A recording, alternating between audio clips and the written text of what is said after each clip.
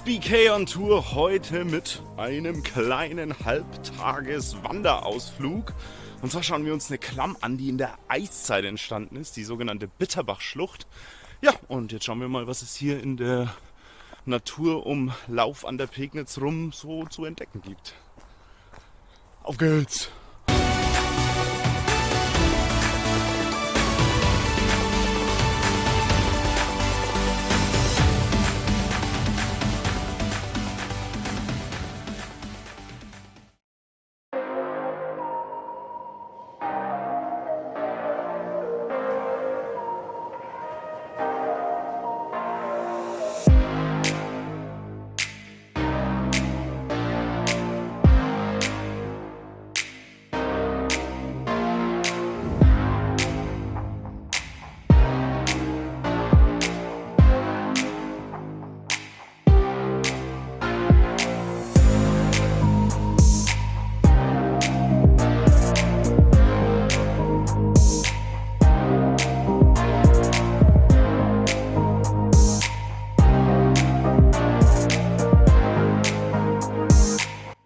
Um übrigens den Wanderweg zu folgen, ist vielleicht eine gute Information, solltet ihr den englischen Länderflaggen nach. Ihr werdet euch jetzt gleich fragen, englische Länderflaggen hier in Franken? Hier. Ist nicht übertrieben. Schon die nächste.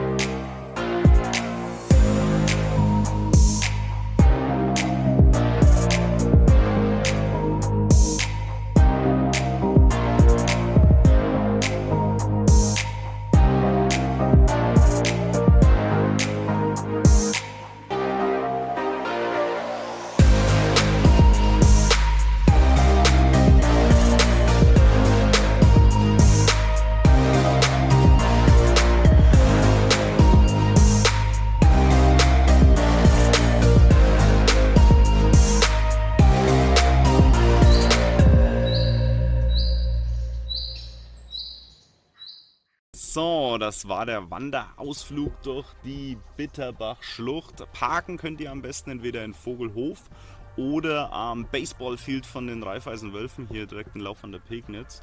Wie viel Zeit solltet ihr mitnehmen? Also ich würde sagen, für die Schlucht selber höchstens eine Stunde.